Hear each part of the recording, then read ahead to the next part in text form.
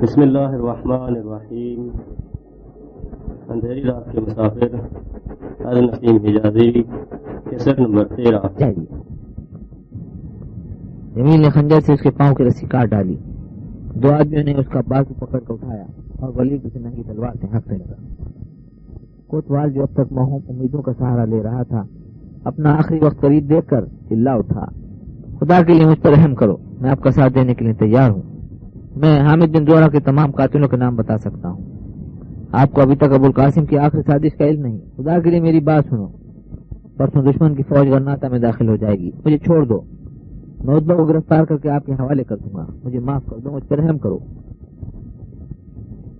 کوتوال کی ٹانگوں نے اس پر بوجھ اٹھانے سے انکار کر دیا تھا اور اس کے گھٹنے زمین سے رگڑ کھا رہے تھے۔ پھر شکستہ مکان کے ایک تاریک کمرے سے اس کی آخری چیخ سنائی دی، اس کے بعد فضا میں سکوت طاری ہو گیا۔ سلمان نے عبد المنان سے مخاطب ہو کر کہا، اب آپ بگیوں پر واپس پہنچنے کی کوشش کریں اور ہمارے لیے گھوڑے لانے والے رضاکاروں کو بھی ساتھ لے جائیں۔ پھر وہ اپنے ساتھیوں کی طرف متوجہ ہوا، آپ بھی فوراً اپنے گھوڑوں پر سوار ہو جائیں، میں اور عثمان آپ سے 50-60 قدم آگے رہیں گے۔ بظاہر ہمیں کوئی خطرہ نہیں، تاہم احتیاط ضروری ہے۔ 5 منٹ کے بعد بگیوں اور گھوڑوں کے سوار مختلف سمتوں کا رخ کر رہے تھے۔ تعقب۔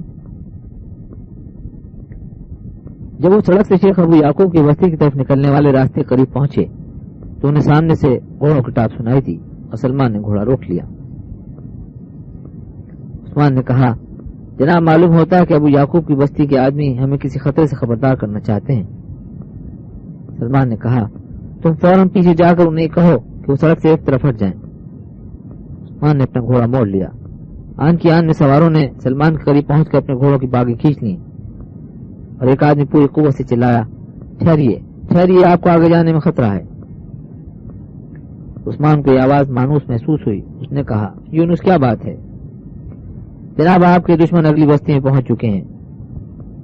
یونس یہ کہہ کر جلدی سے دوسرے سوار کی طرف متوجہ ہوا، تم واپس جا کر اپنے ساتھیوں کو اطلاع دو، میں ان کے ساتھ جاتا ہوں۔ جب اس نے گھوڑوں کی باغ موڑ لی تو یونس نے سلمان سے مخاطب ہو کر کہا، جناب آپ ابو یعقوب کی بستی کی طرف مڑ جائیں، ہم عتبہ کے آدمیوں کو زیادہ زیادہ دیر روکنے کی کوشش کریں گے، جلدی کیجیے، میں سڑک سے کچھ دور جا کر آپ کو سارے حالات بتا دوں گا۔ سلمان نے اپنے ساتھیوں کو آواز دی اور وہ گھوڑے بھگاتے اس کے قریب آ گئے۔ پھر اس نے کہا، ہمیں اپنا راستہ تبدیل کرنا پڑے گا، تو ہمارے پیچھے پیچھے آؤ۔ تھوڑی دیر بعد جب وہ سڑک سے تھوڑی دور اجڑی ہوئی بستی کے مکانات کی اوٹ میں کھڑے تھے، یونس سلمان کو اپنی سرگزشت سنا رہا تھا۔ ہم ابو یعقوب کی بستی سے دوسرے راستے اگلے گاؤں کی طرف آئے تھے۔ جب ہم گاؤں کے قریب پہنچے تو ہمیں راستے میں 2 آدمی ملے جو شیخ ابو یعقوب کو اطلاع دینے کے لیے جا رہے تھے۔ مسلح سواروں کا ایک گروہ ان کے گاؤں میں داخل ہو چکا ہے اور وہ باقی رات وہیں گزارنا چاہتے ہیں۔ انہوں نے گاؤں کے ایک اجڑے ہوئے مکان پر قبضہ بھی کر لیا ہے۔ ان سے چند سوالات پوچھنے پر ہمیں معلوم ہوا کہ یہ لوگ جنوب کی طرف سے آئے تھے اور چونکہ شام کے وہ سواروں کے ایک بڑے گروہ کو جو مغرب قسم سے نمودار ہوا تھا نالے کا پل عبور کرنے کے بعد اجڑے ہوئے قلعے کی طرف جاتے دیکھا گیا تھا، اس لیے گاؤں کے لوگوں کو یہ خدشہ تھا کہ ڈاکوؤں کو کوئی بڑی جماعت اس علاقے میں لوٹ مار کرنا چاہتی ہے۔ اس کے بعد ہم گاؤں کے اوپر سے چکر لگا کر سڑک کے قریب پہنچے تو ہمیں گھوڑوں کی ہناٹ سنائی تھی اور ہم احتیاطاً باہر ایک باغ میں چلے گئے۔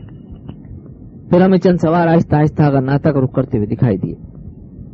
آپ کو فوراً اطلاع دینا ضروری تھا، لیکن ضحاک نے خدشہ ظاہر کیا کہ اگر ہم نے ان سے آگے بھاگنے کی کوشش کی تو ہمارا پیچھا کریں گے، اس لیے ہم نے انہیں آگے نکلنے کا موقع دیا اور پھر سڑک پر پہنچ کر ان کے پیچھے پوری رفتار سے گھوڑے چھوڑ دیے۔ وہ شاید ہمیں اپنے ساتھی سمجھ کر بھاگنے کے بجائے رک گئے تھے، اس لیے ہم نے آن کی آن میں 3 آدمیوں کو سڑک پر ہی ڈھیر کر دیا۔ پھر ہم نے بائیں جانب کھیتوں میں کچھ دور باقی آدمیوں کا تعاقب کیا اور ایک کو ضحاک نے نیزہ مار کر گرا دیا۔ جب ہم سڑک پر واپس آئے تو ایک زخمی قتلہ کی زبان میں اپنے ساتھیوں کو آوازیں دے رہا تھا، لیکن ہمیں اس سے پہلے یقین ہو چکا تھا کہ وہ عتبہ کے آدمی ہیں۔ ہمیں افسوس ہے کہ ہم باقی 2 آدمیوں کو بھی موت کے گھاٹ نہیں اتار سکے۔ اب وہ گاؤں میں اپنے ساتھیوں کو خبردار کر دیں گے۔ ضحاک کے ساتھ شیخ ابو یعقوب کے 5 اور آدمی آپ کو اس راستے سے نکل جانے کے لیے زیادہ سے زیادہ وقت دینے کے لیے رک گئے ہیں۔ ضحاک نے ایک آدمی کو میرے ساتھ روانہ کرتے ہوئے کہا تھا کہ دشمن کو آپ تک پہنچنے کے لیے ہماری لاشوں سے گزرنا پڑے گا۔ سلمان نے سعید سے کہا، سعید تم عاتقہ اور منصور کے ساتھ فوراً نکل جاؤ، اور ابو یعقوب کی بستی میں ہمارا انتظار کرو، عثمان تمہاری رہنمائی کرے گا۔ اور سعید تذبذب کی حالت میں کبھی سلمان اور کبھی عاتقہ کی طرف دیکھ رہا تھا۔ جاؤ سعید، میرا کہا مانو، اس نے گرجتی آواز میں کہا۔ اور عاتقہ تم کیا سوچ رہی ہو؟ یہاں کوئی قلعہ نہیں، اور تمہیں اس بات کا بھی ثبوت دینے کی ضرورت نہیں کہ تم ایک باہتو لڑکی ہو۔ جب میرا ترکش خالی ہو جائے گا تو میں تمہیں لڑائی میں حصہ لینے سے منع نہیں کروں گا۔ تھوڑی دیر میں زحاق اور اس کے ساتھ یہاں پہنچ جائیں گے، اور مجھے یقین ہے کہ عتبہ کے آدمی اس کا پیچھا کر رہے ہوں گے۔ پھر مجھے ان کا مقابلہ کرنے کے لیے تمہاری اعانت سے زیادہ اس اطمینان کی ضرورت ہوگی کہ تم ان کے ہاتھ نہیں آ جاؤ گی۔ خدا کے لیے جاؤ، تمہارے اس تذبذب کی وجہ سے کئی جانیں ضائع ہو جائیں گی۔ انہوں نے گھوڑوں کو ایڑ لگا دی۔ سلمان اپنے ساتھیوں کی طرف متوجہ ہوا۔ ساتھیوں، اپنے گھوڑے آس پاس کے مکانات کے اندر ہانک دو، ہو سکتا ہے کہ دشمن کی تعداد ہم سے بہت زیادہ ہو، اس لیے تمہاری فتح کا انحصار اس بات پر ہے کہ تمہارا کوئی تیر آئے گا نہ جائے۔ جو مکان راستے سے زیادہ قریب ہیں ان کی چھتوں پر چڑھ جاؤ، اور تیر چلانے سے پہلے میرے تمنچے کی آواز کا انتظار کرو۔ یونو، تم سڑک پر جا کر اپنے بھائی اور اس کے ساتھیوں کا انتظار کرو اور انہیں اس طرف لے آؤ۔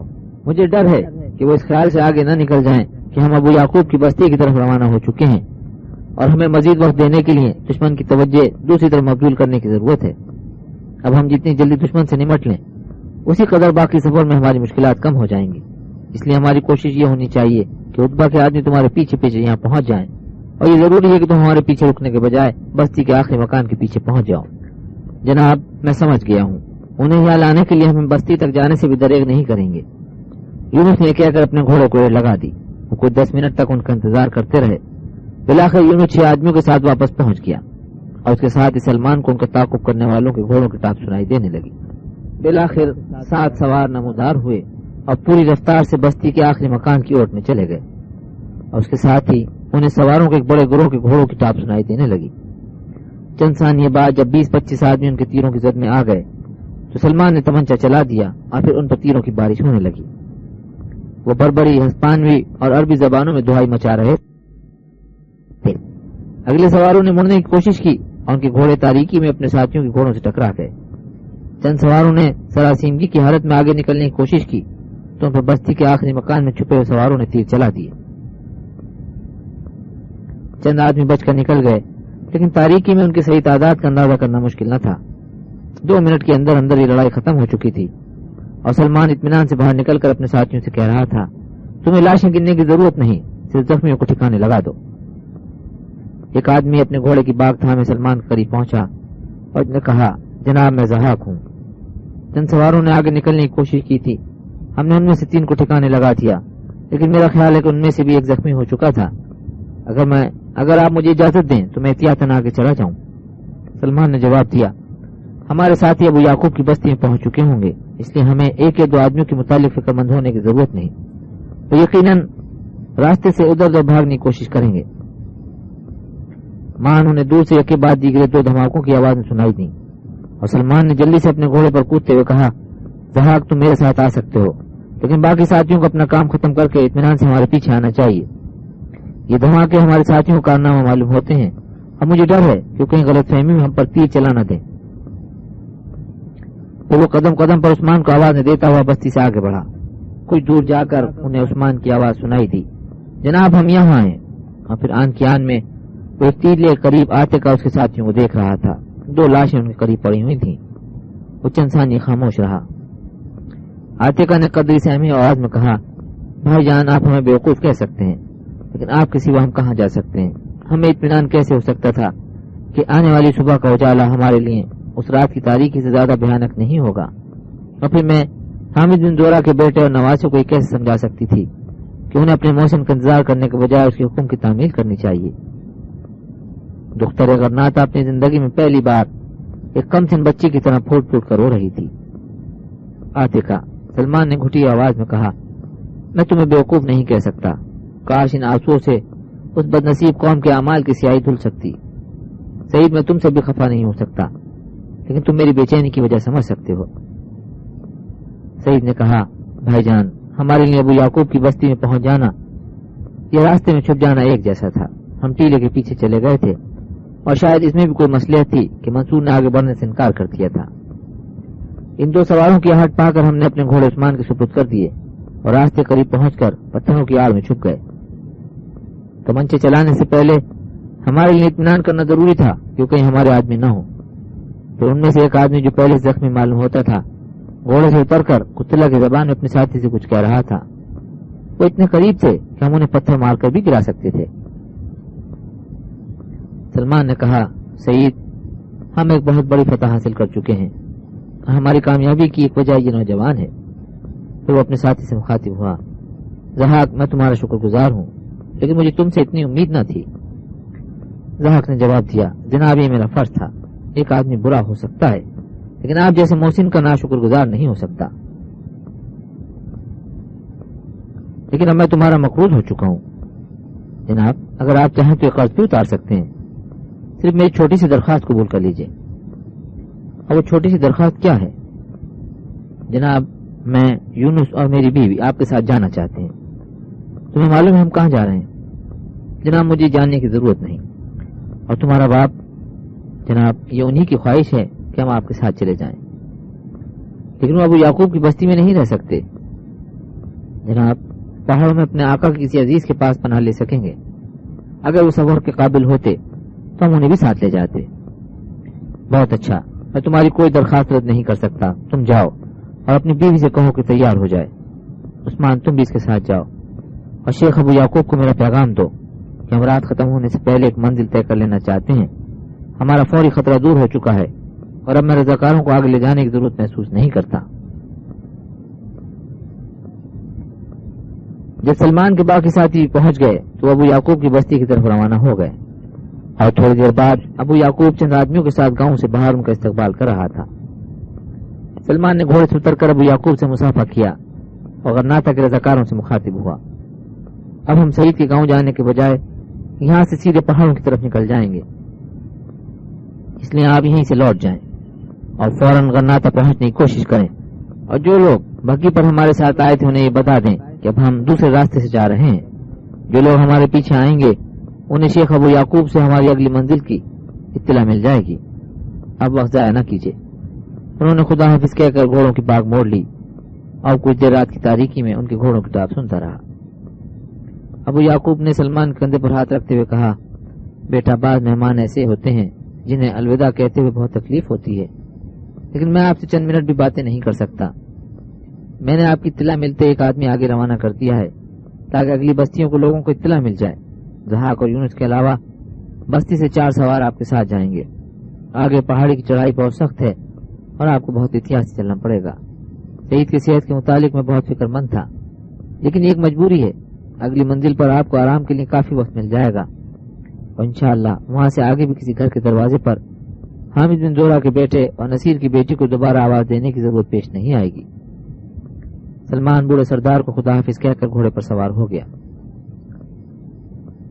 قطبہ اور اس کے ساتھی ویران قلعے کے صحن میں الاؤ کے گرد بیٹھے ہوئے تھے کہ اچانک کونے کے برج کی طرف سے آواز آئی، جناب، ایک سوار آ رہا ہے، اسے آنے دو۔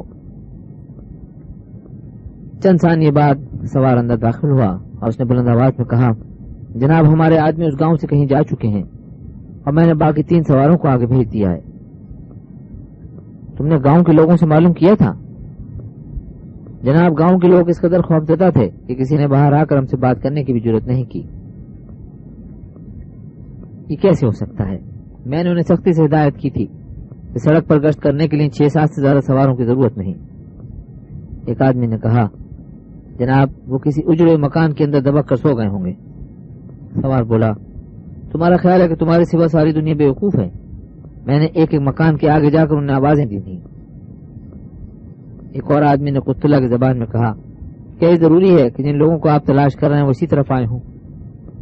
قطبہ نے تل ملا کر کہا، میں تمہیں بتا چکا ہوں کہ اب تک غرناطہ کے گوشے گوشے میں خبر پہنچ چکی ہوگی کہ ہماری فوجیں شہر میں داخل ہونے والی ہیں۔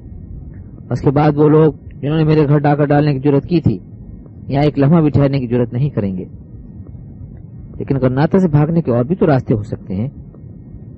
اگر انہوں نے فوراً بھاگنے کی کوشش کی ہے تو رات کے وقت اپنی بستی کے سوا کسی اور طرف نہیں جائیں گے۔ اس صورت میں کیا بہتر نہیں تھا کہ ہم ان کی بستی پر قبضہ کر لیتے؟ اگر یہ کام تم اپنے ذمہ لینے کے لیے تیار ہو تو میں خوشی سے تمہیں اجازت دیتا ہوں، لیکن وہاں ان کی ایک آواز پر آس پاس کی بستیوں سے سینکڑوں آدمی جمع ہو جائیں گے۔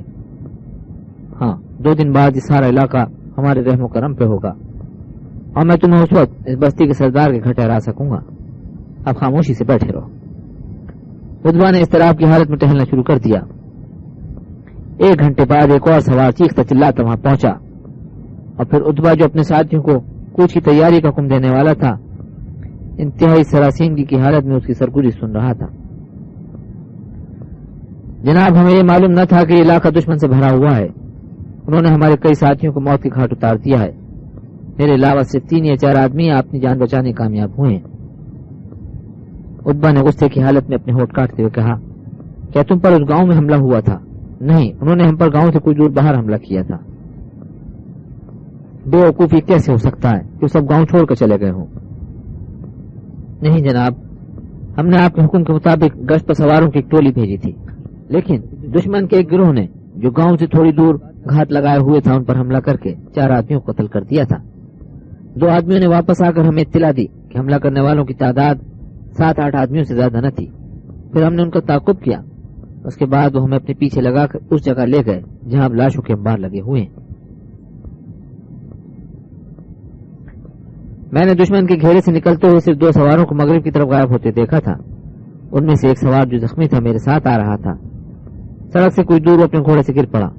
आपको फौरन इत्तला देना जरूरी था, लेकिन मेरे लिए उसे जाकुनी की हालत में छोड़ना मुमकिन न था। मैं उसे अपने घोड़े पर लाद कर कुछ दूर दरख्तों के एक झुंड के पीछे ले गया और इस उम्मीद पर उसके पास बैठा रहा कि शायद कोई साथी उस तरफ आ निकले और मैं जख्मी को उसके सुपुर्द करके आपके पास पहुंचने की कोशिश करूं। मगर जब मैं दोबारा उसे अपने घोड़े पर डालने की कोशिश कर रहा था तो मुझे महसूस हुआ कि वो ठंडा हो चुका है। उसके बाद वहां से रवाना होते ही मुझे दूर से दुश्मन के घोड़ों की टाप सुनाई थी। उद्बा ने पूछा, रात के वक्त तुम्हें कैसे मालूम हुआ कि दुश्मन के आदमी है? उसने कदर तल्ख होकर जवाब दिया, जनाब, हमारे साथी दोबारा जिंदा नहीं हो सकते थे और घोड़ों की टाप से मेरे लिए अंदाजा लगाना मुश्किल न था कि उन्हें कत्ल करने वाले अगर नाता का रुख कर रहे हैं। तुमने वापस आते हुए किसी को देखा था? नहीं, मैं सड़क की तरफ जाने के बजाय एक तवील चक्कर काटने के बाद नाले के पुल पर पहुंचा था। वो कुछ देर खामोशी से एक दूसरे की तरफ देखते रहे। बिलाखिर उद्बा ने कहा, मैंने तुम में से हर आदमी को 30 डॉकेट देने की पेशकश की थी। अब मैं 60 डॉकेट देने का वादा करता हूं। मुझे यकीन है कि जिन लोगों को हम तलाश कर रहे हैं वो वापस नहीं गए। हो सकता है कि हमारी आमद से पहले से आगे निकल गए हों। तुलुए आफ्ताब के वक्त सलमान और उसके साथी पहाड़ के दामन में एक दुश्वार गुजार रास्ता तय कर रहे थे। उनके पीछे हद्दे निगाह तक पहाड़ियों और वादियों के नशे व फराज कोहर के धुंधलकों में डूबे हुए थे। थके हुए घोड़े संभल संभल कर कदम उठा रहे थे। सवार सख्त सर्दी के बाईस सिटर रहे थे। सईद अपने घोड़े की जीन पर सर झुकाए बैठा था। सलमान ने मुड़कर उसकी तरफ देखते हुए कहा, सईद, तुम ठीक तो हो? मैं बिल्कुल ठीक हूँ, सईद ने सर उठाकर जवाब दिया। सलमान दूसरी तरफ मुतवज्जह हुआ। ज़हाक, ये रास्ता बहुत खराब है, तुम उतरकर उनके घोड़े की बाग पकड़ लो। ज़हाक ने जल्दी से उतरकर अपना घोड़ा यूनुस के सुपुर्द किया और आगे बढ़कर सईद की घोड़े की बाग पकड़ ली। समिया आतिका के पीछे आ रही थी। उसने घोड़ा आगे करते हुए कहा, देखिए सर्दी बहुत ज्यादा है, आप मेरी चाल भी ले लें।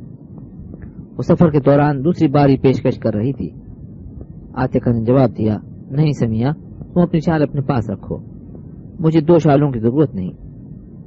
कुछ दूर आगे जाकर वो बल खाती पगडंडी के एक मोड़ से एक तंग वादी की तरफ उतरने लगे और 1 घंटे बाद बर्बर चरवाहों और किसानों की बस्ती से बाहर चंद आदमी उनका खैर मकदम कर रहे थे। बस्ती के रईस को 2 घंटे कबल उनकी आमद की इत्तला मिल चुकी थी। शदीद सर्दी और थकावट के बाईस सईद का बुरा हाल था।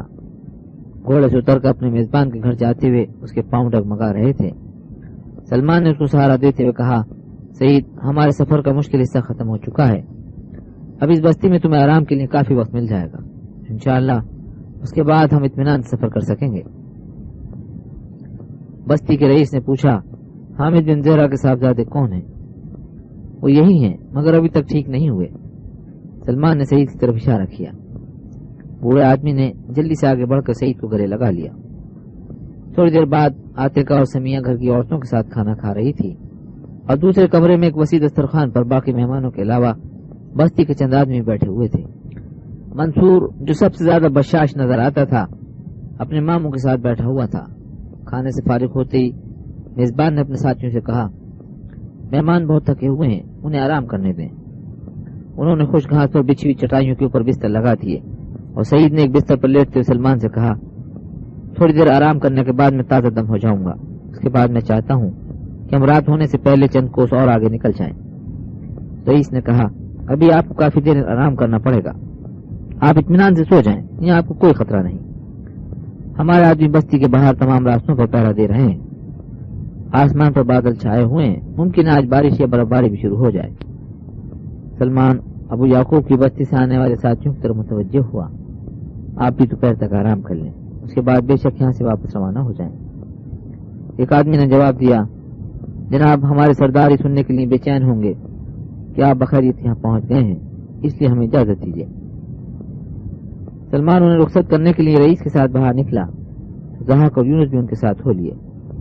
پھر تھوڑی دیر بعد جب ابو یعقوب کے آدمی گھوڑوں پر سوار ہو چکے تھے تو ضحاک نے بستی کے رئیس سے کہا، جناب ہم باہر نوکروں کے ساتھ ہی ٹھہر جائیں گے۔ سلمان نے کہا، ضحاک وہ کمرہ ہم سب کے لیے کافی ہے؟ اس نے جواب دیا، نہیں جناب، میں گستاخی نہیں کر سکتا، اور پھر ہم میں سے کسی نہ کسی کو جاگتے رہنا بھی تو ضروری ہے۔ بستی کے رئیس نے انہیں ایک آدمی کے ساتھ باہر ہی دوسرے مکان میں بھیج دیا۔ تھوڑی دیر بعد سلمان واپس آیا تو سعید اور عثمان بھی گہری نیند سو رہے تھے۔ منصور نے کہا، چچا جان، طبیب نے ماموں کو سونے سے پہلے ایک دوا کھانے کی تاکید کی تھی، دوا کی تھیلی خالہ عاتقہ کے پاس ہے، میں لے آؤں؟ نہیں، اب انہیں جگانا مناسب نہیں اور تم بھی سو جاؤ، سلمان یہ کہہ کر لیٹ گیا۔ چچا جان، منصور نے اس کے قریب دوسرے بستر پر لیٹتے ہوئے کہا، میں نے اسما سے کہا تھا کہ جب میں بڑا ہو جاؤں گا تو آپ مجھے جہاز لے دیں گے اور پھر میں کسی دن کرناتا آؤں گا۔ اس نے کہا تھا کہ اگر نصرانی ہمیں پکڑ کر لے گئے تو تم کیا کرو گے؟ میں نے ان سے وعدہ کیا تھا کہ میں چچا جان کی طرح ایک بہت بڑا جہاز راں بنوں گا اور دشمن کے تمام جہاز تباہ کر دوں گا۔ لیکن وہ رو رہی تھی اور اس کی امی جان کی آنکھوں میں بھی آنسو آ گئے تھے۔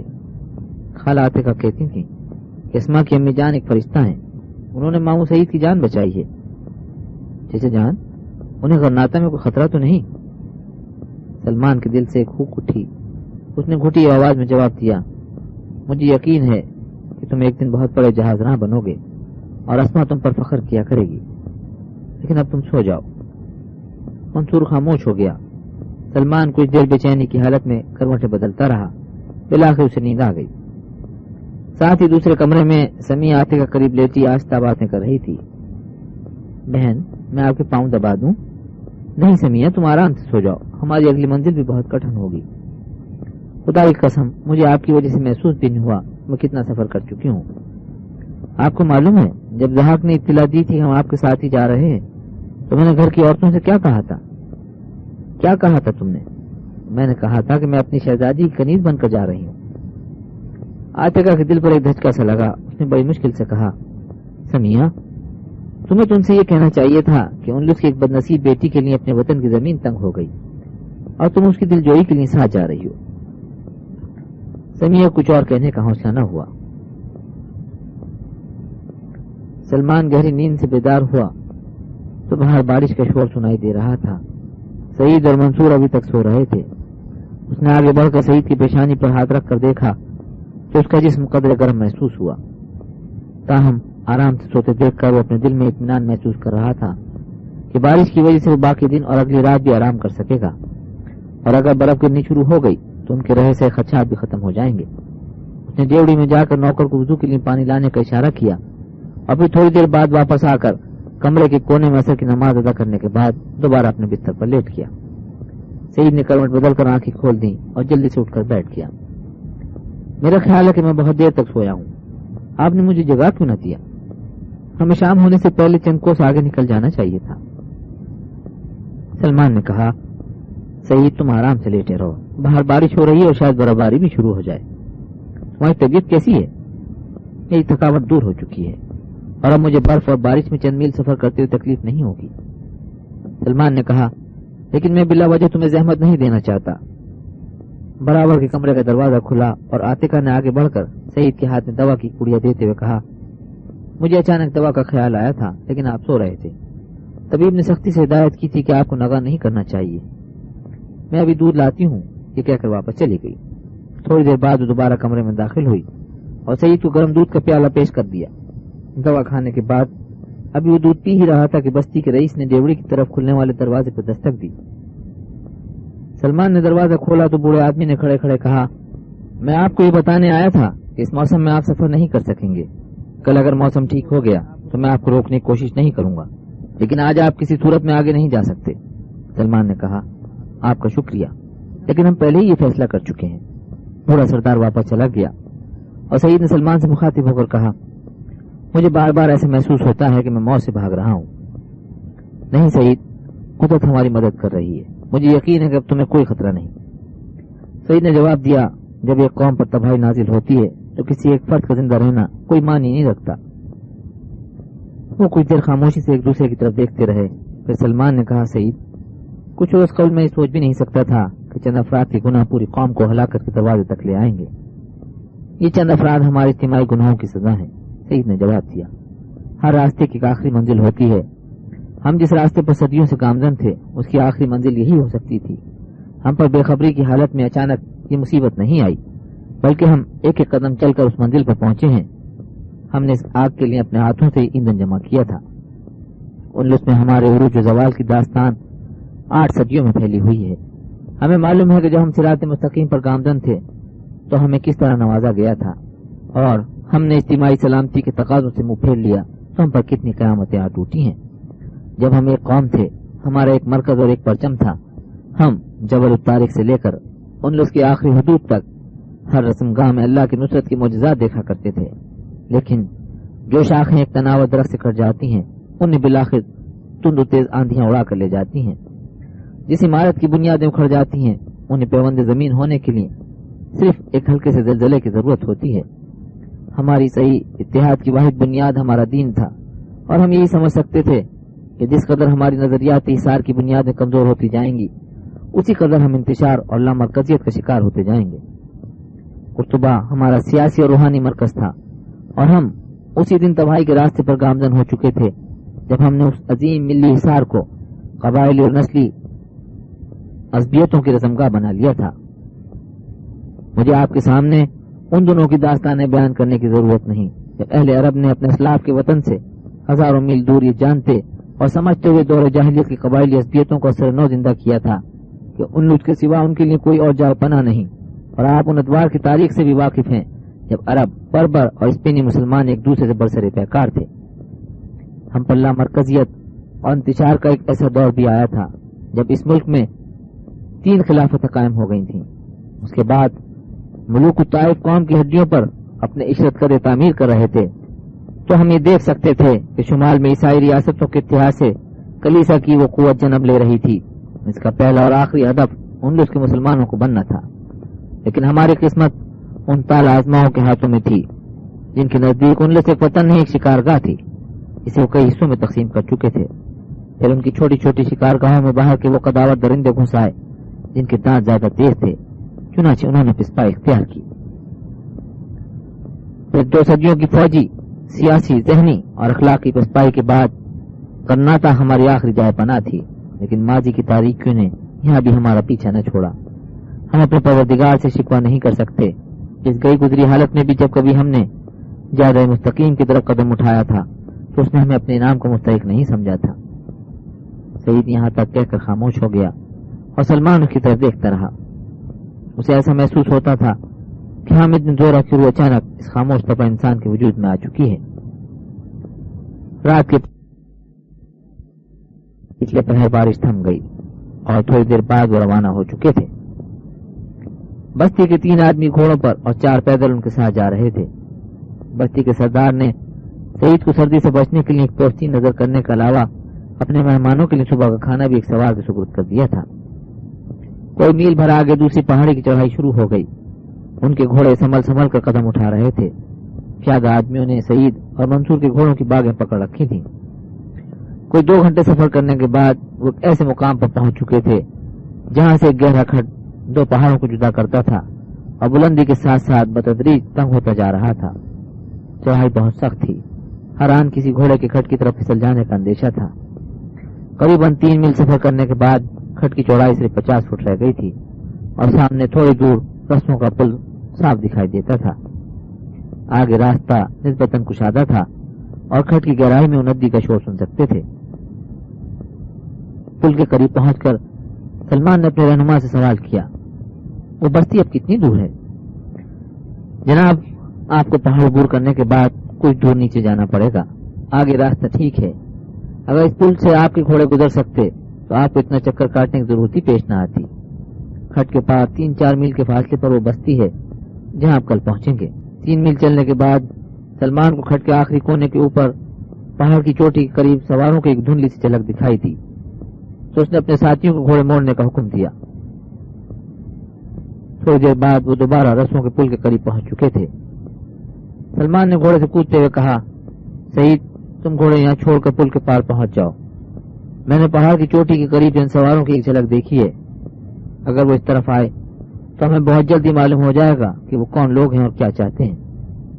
बहरहाल जब तक मैं आवाज न दूं तुम्हारा छुप कर बैठना जरूरी है। उस्मान, तुम भी उनके साथ जाओ। और आतिका, मैं शायद जिंदगी में पहली और आखिरी बार तुम्हें भी ये हुक्म दे रहा हूँ। आतिका आओ, सईद ने पुल की तरफ बढ़ते हुए कहा। दुख्तर गन्नाता ने बेबसी की हालत में सलमान की तरफ देखा और मंसूर का हाथ पकड़कर उसके पीछे चल पड़ी। चंद सानिये बाद उनके पीछे समिया और उस्मान भी पुल अबूर कर रहे थे।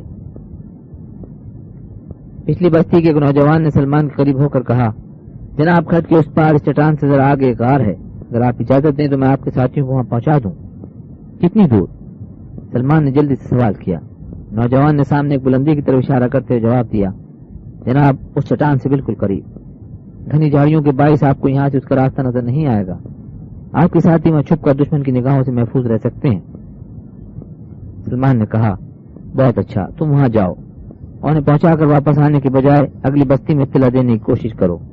इंशाअल्लाह हम चंद घंटे दुश्मन की तवज्जो अपनी तरफ मबजूल रखेंगे। और सईद को ताकीद करते जाओ कि वो गार से बाहर आने की कोशिश न करे। नौजवान ने पूरी रफ्तार से भागते हुए पुल अबूर किया और आन की आन में सईद के साथियों से जा मिला। सलमान ने बस्ती के दूसरे आदमी की तरफ मुतवज्जो होकर कहा, अब तुम में से 2 आदमी घोड़ों को कुछ दूर पीछे ले जाएं। घोड़े तंग रास्ते पर इधर उधर नहीं भाग सकते, इसलिए एक आदमी उन्हें आगे और दूसरा पीछे से रोक सकता है। बाकी मेरे साथ आए। फिर सलमान, यूनुस और बस्ती के बाकी 4 आदमी पुल से कुछ दूर आगे जाकर पहाड़ पर चढ़ने लगे और रास्ते से 30-40 फुट बुलंदी पर पत्थरों और झाड़ियों की आड़ में छुप गए। ज़हाक उनसे जरा आगे जाकर कोई 150 फुट की बुलंदी पर एक चट्टान पर लेट गया। कोई घंटा भर वहां सुकूत तारी रहा। फिर ज़हाक ने चट्टान से एक पत्थर लुढ़काते आवाज दी, वो आ रहे हैं।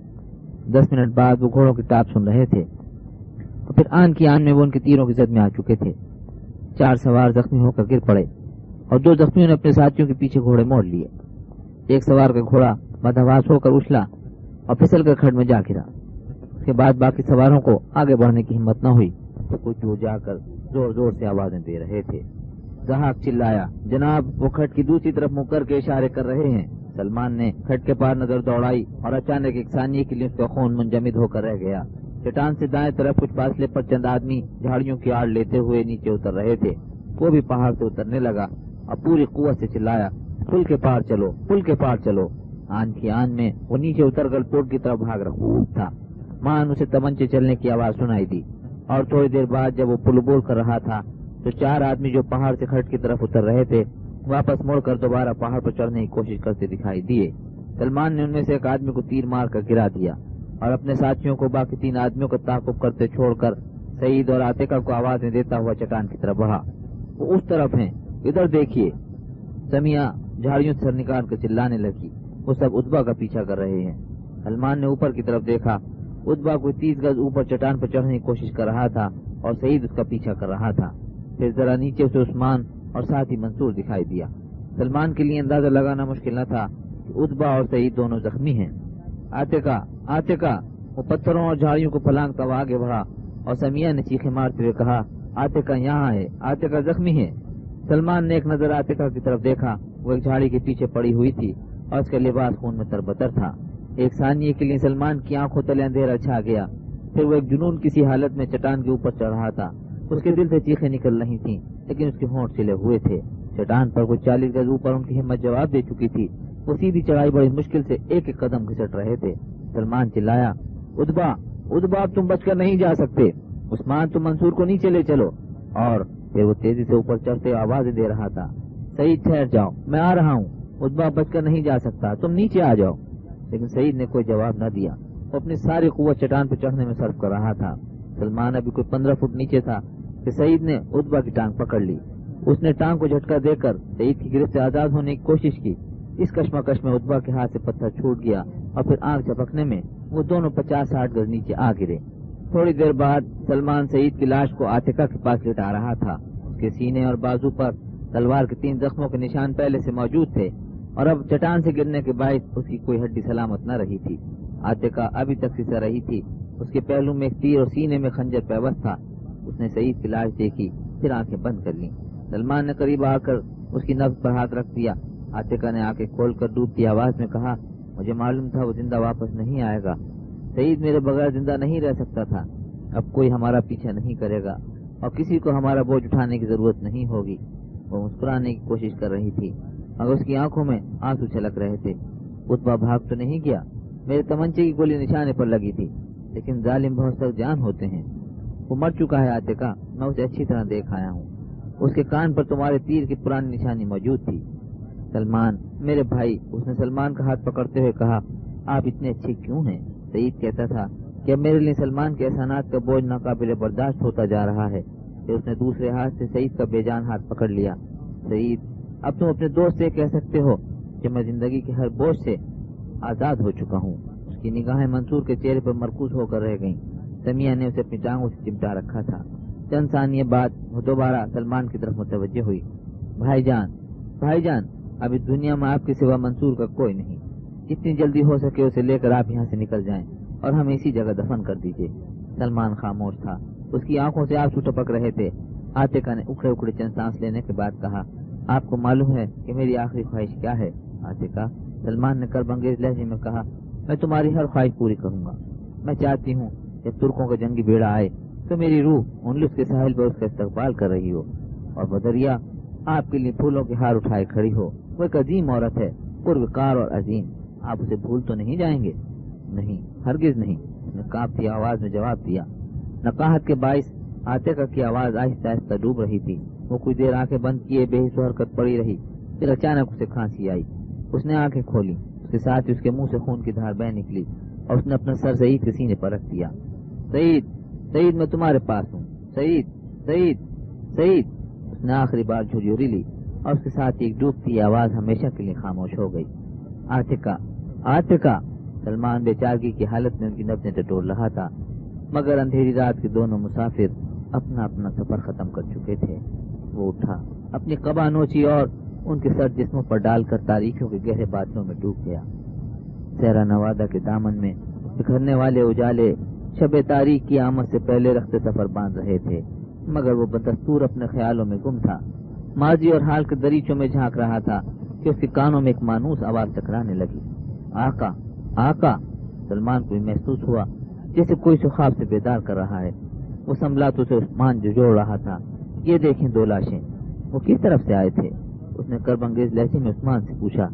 عثمان نے اپنے آنسو پوچھتے جواب دیا، جناب ہمیں معلوم نہیں، ہم غار کے اندر چلے گئے تھے اور انہوں نے ہمیں ایک کونے میں بٹھا دیا تھا، پھر وہ اچانک غار کے سامنے آ گئے۔ منصور کی خالہ اور مامو جان نے ان پر تیر چلا دیے، اس کے بعد وہ جھاڑیوں کی آڑ میں رینگتے ہوئے پیچھے ہٹنے لگے تو خالہ عاتقہ نے منصور کے مامو سے کہا کہ میرے باپ کا قاتل زندہ نہیں جا سکتا، اور وہ تیر چلاتے ہوئے غار سے باہر نکل آئے۔ اب ادبا نے اپنے ساتھیوں کو حملہ کرنے کا حکم دیا۔ سعید کے ماموں نے کمان پھینک کر تلوار نکال لی اور ان پر ٹوٹ پڑا۔ یہ 2 آدمی انہوں نے ہی قتل کیے تھے، لیکن خود بھی بری طرح زخمی ہو چکے تھے۔ ادبا کو منصور کی خالہ کے تمنچے کی گولی لگی تھی، لیکن انہیں جھاڑ کی اوٹ سے تیر چلا دیا اور دوسرے آدمی نے انہیں خنجر مار کر گرا دیا۔ میں اور منصور بھی غار سے نکل آئے اور ہم نے خالہ عاتقہ کے قاتل کو تیروں سے گھائل کر دیا تھا۔ ان 2 آدمیوں سے بھی ایک زخمی ہونے کے بعد اٹھنے کی کوشش کر رہا تھا، لیکن سمیہ نے اس کے سر پر پتھر مار کر ہلاک کر دیا تھا۔ پھر ادبا جو تمنچے کی گولی لگنے سے زخمی ہوا تھا، اچانک جھاڑیوں سے نکل کر بھاگا تو منصور کے ماموں لہو لہان ہونے کے باوجود اس کے پیچھے ہو لیے۔ سلمان کچھ دیر خاموش پڑا رہا تو اس نے جلدی سے منصور کو اٹھا کر گلے لگا لیا اور وہ سیلاب جو اب تک اس کی آنکھوں میں رکا ہوا تھا اچانک بہہ نکلا۔ کچھ دیر بعد پڑوس کی بستی سے 30-40 آدمی وہاں پہنچ چکے تھے اور سپہر کے وقت سعید اور عاتقہ کی قبروں پر مٹی ڈالی جا رہی تھی۔ اور پھر جب سورج مغرب کی طرف بلند پہاڑ کی اوٹ میں روپوش ہو چکا تھا تو وہ شہیدوں کو اپنی آخری دعاؤں اور آنسوؤں کا نذرانہ پیش کرنے کے بعد گھوڑوں پر سوار ہو رہے تھے۔ دوسرے روز وہ سیرا نوادہ کی برفانی چوٹیوں سے کترا کر اس سلسلہ کو میں سفر کر رہے تھے جس کی ڈھلوانیں ساحل سے جا ملتی ہیں۔ ایک دن بعد دوپہر کے بعد انہیں ساحل سے 8 میل دور ایک بستی میں داخل ہوتے ہی دوسرے لوگوں کے ساتھ عبد الملک اور اس کے ساتھی دکھائی دیے، اور سلمان کو معلوم ہوا کہ وہ ابو یعقوب کی بستی میں ان کا انتظار کرنے کے بجائے جدا جدا راستوں سے وہاں پہنچ گئے تھے۔ عبد الملک نے اس عرصے میں نہ صرف 15-20 ساحلی علاقوں میں دشمن کے جہازوں کی نقل و حرکت کے متعلق تمام معلومات مہیا کر رکھی تھیں، بلکہ آس پاس کے علاقے سے از خود 25 تجربہ کار ملاحوں کو بھی جمع کر لیا تھا۔ یہ نوجوان ملاح بڑے اتفاق سے آگے بڑھ کر سلمان سے مسافہ کر رہے تھے اور اس کے ہاتھ چوم رہے تھے۔ کھانا کھانے کے بعد سلمان نے تنہائی میں عبد الملک سے گفتگو کرتے ہوئے کہا، ہمیں زیادہ سے زیادہ 3 دن اور اپنے جہاز کا انتظار کرنا پڑے گا۔ تم چند قابل اعتماد آدمیوں سے لکڑی اور سوکھی گھاس کی کچھ اٹھوا کر مشرق کی طرف بستی سے کچھ دور لے جاؤ اور وہاں بلند ترین پہاڑیوں پر ایک قطار میں تھوڑے تھوڑے فاصلے پر 4 الاؤ جلا دو۔ ایک الاؤ رات کا پہلا پہر ختم ہونے کے بعد بجھ جانا چاہیے، اس کے بعد تمہیں دوسرا الاؤ آدھی رات، تیسرا پچھلے پہر اور چوتھا صبح ہوتے ہی بجھا دینا چاہیے۔ اگلی رات الاؤ جلانے اور بجھانے کی ترتیب اس سے مختلف ہوگی، لیکن روشنی کسی ایسی ڈھلوان میں نہیں ہونی چاہیے کہ ساحل کے آس پاس سے نظر آ سکے۔ انشاءاللہ تیسری شب اگر موسم خراب نہ ہوا یا اور کوئی وجہ نہ ہو گئی تو آدھی رات اور پچھلے پہر کے درمیان کسی وقت بھی ہمارا جہاز ساحل پر پہنچ جائے گا۔ یہ پورا ہفتہ ہمارے 2 جہاز سمندر میں گشت کرتے رہیں گے۔ عثمان بھاگتا ہوا آیا، اس نے کہا، جناب جمیل کے ساتھ 2 سوار آ رہے ہیں۔ وہ اٹھ کر باہر نکلے تو جمیل اور اس کے ساتھی بستی کے سردار کے مکان کے سامنے گھوڑوں سے اتر رہے تھے۔ سلمان نے کہا، میرا خیال تھا کہ تم یوسف کے ساتھ رہو گے۔ ہمیں انہوں نے تاکید کی تھی کہ جب پہلا قافلہ الفجارہ کے قریب پہنچے تو ہم دوسرے راستے سے عورتوں اور بچوں کو لے کر آپ کے پاس پہنچ جائیں۔ چنانچہ 5 خواتین اور 11 بچوں کے علاوہ 7 آدمی بھی ہمارے پیچھے آ رہے ہیں۔ ولید تمہارے ساتھ نہیں آیا؟ نہیں، وہ اپنے والدین اور عزیزوں کو دوسرے قافلے کے ساتھ الفجارہ پہنچانے کے بعد کوئی فیصلہ کرے گا۔ ہاں، یوسف کی بیوی قافلے کے ساتھ آ رہی ہیں۔ سلمان نے پوچھا، قافلہ کب تک پہنچ جائے گا؟ جناب انشاءاللہ وہ پرسوں صبح تک یہاں پہنچ جائیں گے۔ ہمیں یہ ڈر تھا کہ کہیں آپ کا جہاز ہم سے پہلے ہی روانہ نہ ہو جائے، اس لیے میں آپ کو اطلاع دینے چلا آیا ہوں۔ سلمان نے کہا، انہیں اب یہاں آنے کی ضرورت نہیں، تم اسی وقت واپس چلے جاؤ اور میری طرف سے پیغام دے دو کہ وہ راستے ہی میں ساحل سے کچھ دور کسی محفوظ جگہ رک جائیں اور کل سے آدھی رات کے بعد پہاڑی کی چوٹی پر الاؤ جلاتے رہیں۔ ہمارے پاس وقت بہت تھوڑا ہوگا، اس لیے تمہیں ساحل سے بالکل قریب رہنا چاہیے۔ اب تم جاؤ اور اپنے تھکے ہوئے گھوڑوں کی جگہ ہمارے گھوڑے لے جاؤ، وہ نسبتاً تازہ دم ہیں۔ تھوڑی دیر بعد جمیل روانہ ہو چکا تھا۔ واپسی تیسرے روز آدھی رات کے قریب ایک جنگی جہاز ساحل سے کچھ دور لنگر ڈالے کھڑا تھا اور ایک کشتی سلمان کو لانے کے لیے ساحل کی طرف روانہ ہو چکی تھی۔ 1 گھنٹے بعد جہاز کے افسر اور ملا اپنے کپتان اور اس کے ساتھیوں کا مسرت کے نعروں سے استقبال کر رہے تھے۔ سلمان کچھ دیر خاموشی سے اپنے ان جانثاروں کو دیکھتا رہا اور یہ سکوت اس وقت ٹوٹا جب جہاز کے نائب کپتان نے سوال کیا، جناب آپ غرناطہ سے کیا خبر لائے ہیں؟ سلمان کے دل پر ایک چرکا سا لگا۔ اس نے گفتگو کا موضوع بدلنے کے لیے منصور کی طرف اشارہ کرتے ہوئے کہا، میرے دوستوں، میں آپ لوگوں کو جو اہم ترین خبر سنانا چاہتا ہوں وہ یہ ہے کہ مجھے جس بزرگ کو غرناطہ پہنچانے کے لیے بھیجا گیا تھا ان کا نواسا آپ سے جہاز رانی سیکھنے کا عزم لے کر آیا ہے۔ میں امید کرتا ہوں کہ آپ اسے مایوس نہیں کریں گے، اور یہ معزز حضرات جو آپ میرے ساتھ دیکھ رہے ہیں اہل غرناطہ کی طرف سے امیر البحر کے لیے ایک اہم پیغام لے کر جا رہے ہیں۔ غرناطہ کا ایک اور چھوٹا سا قافلہ جس میں چند معزز خواتین اور ان کے بچے شامل ہیں یہاں سے چند میل دور ہمارا انتظار کر رہا ہے۔ میں چاہتا ہوں کہ جہاز کا ایک حصہ خواتین اور بچوں کے لیے مخصوص کر دیا جائے اور باقی دوسرے مہمانوں کے لیے، اور ان کو آرام پہنچانے میں بھی کسی بخل سے کام نہ لیا جائے۔ مجھے معلوم ہے کہ تم غرناطہ کے حالات معلوم کرنے کے لیے سخت بے چین ہو، لیکن تھکے ہوئے مسافروں کو جہاز پر سوار ہوتے ہی آرام کی ضرورت ہوگی۔ اس وقت تم ان سے کوئی اور سوال پوچھو گے تو تمہیں آنسوؤں کے سوا کوئی جواب نہیں ملے گا، اور شاید میری حالت بھی ان سے مختلف نہیں۔ اس وقت میں آپ کو تاریخ کے ایک عظیم ترین المیہ کی ساری تفصیلات نہیں سنا سکتا، صرف اتنا کہہ سکتا ہوں کہ غرناطہ پر دشمن کو قبضہ ہو چکا ہے۔ یہ کہتے ہوئے سلمان کی آواز بیٹھ گئی اور اس کے ساتھ اس طرح کی حالت میں اپنے اولو العزم رہنما کی طرف دیکھ رہے تھے۔ کسی کو اس سے کچھ اور پوچھنے کی ہمت نہ ہوئی۔ سلمان نے اپنے نائب کو چند ہدایات دی اور عرشے پر آہستہ آہستہ ٹہلنا شروع کر دیا۔ جہاز کھلے ساحل کے ساتھ ساتھ مغرب کا رخ کر رہا تھا اور 3 گھنٹے بعد ملاح دوبارہ لنگر ڈال رہے تھے۔ تھوڑی دیر بعد مسافروں کو لانے کے لیے 2 کشتیاں روانہ ہو چکی تھیں۔ طلوع سحر کے وقت سلمان ساحل سے چند میل دور عرشے کے جنگلے کے ساتھ کھڑا جنوب کے پہاڑوں کی طرف دیکھ رہا تھا، جن کے پیچھے کوسوں دور ایک ویرانے میں وہ عاتقہ اور سعید کی قبریں چھوڑ آیا تھا۔ گزشتہ چند دنوں میں وہ کتنی بار سوتے جاگتے ان قبروں کو طواف کر چکا تھا، کتنے آنسو تھے جو اپنے ساتھیوں سے چھپ چھپ کر بہا چکا تھا۔ پھر ان ویرانوں سے آگے وہ غرناطہ کی پرشکو ایوانوں، بارونق بازاروں اور گلیوں کو دیکھ رہا تھا۔ اندلس کی تاریخ کے کتنے ہی اجالے اور اندھیرے تھے جو ایک ایک کر کے اس کی نگاہوں کے سامنے گزر رہے تھے۔ وہ ساحل کی ان سنگلاخ چٹانوں سے دور مجاہدین اندلس کے ان قافلوں کو بھی دیکھ رہا تھا جن کی راہوں کے گرد و غبار میں فرزندان اسلام کے ماضی کی عظمتیں پوشیدہ تھیں۔ پھر وہ ان لمحات کو تصور کر رہا تھا جب فرڈینڈ کی افواج غرناطہ میں داخل ہو رہی تھیں۔ وہ طارق اور عبد الرحمان کی بیٹیوں کی آہ و بکا سن سکتا تھا۔ وہ غرناطہ کے ان بوڑھوں جوانوں کی ذلت اور رسوائی کے دل خراش مناظر دیکھ سکتا تھا جن پر رحم اور بخشش کے سارے دروازے بند ہو چکے تھے۔ اور پھر وہ ان غداروں کے کہے بھی سن سکتا تھا جو ایک مدت سے دشمن کے استقبال کی تیاریاں کر رہے تھے۔ اندلس کے پرشکو ماضی اور اندھوناک اہل کی ساری داستانیں اسے خواب اور ایک وہم محسوس ہو رہی تھیں۔ اور پھر جیسے کوئی ڈوبتا ہوا انسان تنکوں کا سہارا لے رہا ہو، اسے بدریہ کا خیال آیا اور چند ثانیے اس کی حالت اس مسافر کی سی تھی جو رات کے اندھیرے میں ایک لک و دک صحرا میں بھٹکنے کے بعد اچانک افق پر صبح کا تارا دیکھ رہا ہو۔ اس کے کانوں میں دیر تک عاتقہ کے آخری الفاظ گونجتے رہے، میں چاہتی ہوں کہ جب ترکوں کا جنگی بیڑا آئے تو میری روح اندلس کے ساحل پر ان کا استقبال کر رہی ہو، اور بدریہ آپ کے لیے پھولوں کے ہار اٹھائے کھڑی ہو۔ وہ ایک عظیم عورت ہے، پروقار اور عظیم، آپ اسے بھول تو نہیں جائیں گے؟ اس کا دل بے طرح دھڑک رہا تھا۔ بدریہ میں تمہیں کیسے بھول سکتا ہوں؟ اور پھر وہ اپنی زندگی کی 2 تاریک راتوں کا تصور کر رہا تھا۔ ایک وہ رات تھی جب اس نے پہلی بار بدریہ کے گھر میں قدم رکھا تھا، اور دوسری وہ جب ابو نصر کے گھر میں اسے خدا حافظ کہہ رہا تھا۔ اور ان 2 راتوں کے درمیان کتنے ہی واقعات تھے جو اب داستان ماضی بن چکے تھے۔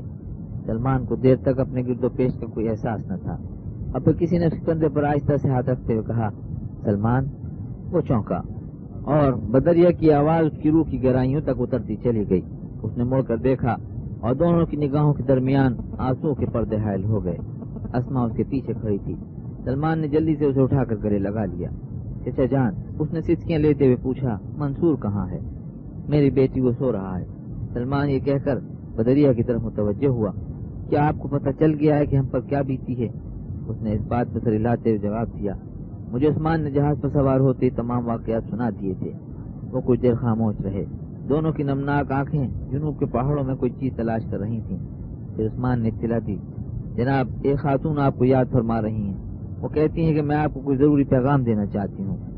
بدریہ نے کہا، وہ خاتون چچی خالدہ ہوں گی، ٹھہریے میں بھی آپ کے ساتھ چلتی ہوں۔ چچی خالدہ؟ وہ یوسف کی بیوی ہیں۔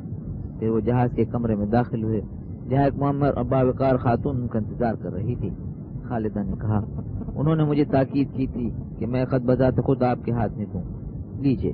سلمان خط کھول کر پڑھنے میں مصروف ہو گیا۔ یوسف نے لکھا تھا، میرے ساتھی، اس سے پہلے کہ میرا خط آپ کو ملے ابو عبداللہ غرناطہ کی کنجیاں فرڈیننڈ کو پیش کر چکا ہوگا، اور اس کے بعد ہمارا کوئی وطن نہیں ہوگا۔ فرزندان غرناطہ دھاڑے مار مار کر رو رہے ہوں گے، بزرگان دین کی سفید داڑیاں آنسو سے تر ہوں گی، اور دختران اندلس اپنے سر کے بال نوچ رہی ہوں گی۔ میں نے دیکھا ہے کہ جب طوفان آ رہا ہو پرندے اچانک خاموش ہو جاتے ہیں۔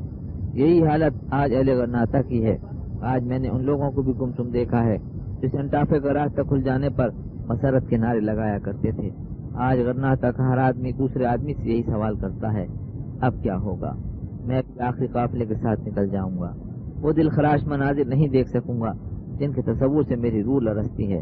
مجھے معلوم نہیں کہ جو لوگ آپ کے ساتھ جا رہے ہیں وہ اپنے مقاصد میں کس حد تک کامیاب ہوں گے، لیکن ایک بات واضح ہے کہ ان کے جلد یا بدیر لوٹنے سے کوئی فرق نہیں پڑے گا، اور اگر آپ یہاں پہنچتے ہی واپس چلے جاتے تو بھی شاید کوئی فرق نہ پڑتا۔ اب غرناطہ ہمارے ہاتھوں سے جا چکا ہے، اور اس کے بعد ہماری تمام امیدیں کوہستانی جنگجو قبائل کے ساتھ وابستہ ہیں۔ اس لیے میں آپ کے ساتھیوں کو پیغام دینا ضروری سمجھتا ہوں، مراکش تک پہنچانے کا انتظام کر دیں، وہاں اس کے رشتے دار موجود ہیں۔ باقی لوگ بھی مراکش یا الجزائر میں اپنے عزیزوں کو تلاش کر لیں گے۔ زمانے کے طوفانوں میں ہمیں بعض اوقات یہ بھی خیال نہیں رہتا کہ زندگی کی کتنی راحتیں تھیں جو ہم وقت کے بے رحم ہاتھوں سے چھین سکتے تھے۔ میرے دوست ولی سے ملاقات کے بعد مجھے اس بات پر حیرت ہوئی تھی کہ تم بدریہ کو غرناطہ میں چھوڑ آئے ہو۔ کیا مجھے یہ کہنے کی ضرورت تھی کہ مستقبل کی آنچوں کا سامنا کرنے کے لیے تمہیں ایک دوسرے کے سہارے کی ضرورت ہے؟ یوسف، سلمان نے خط پڑھ کر بدریہ کے ہاتھ میں دے دیا۔ چند ثانیے اس کے چہرے پر سرخ و سفید لہریں دوڑتی ہیں۔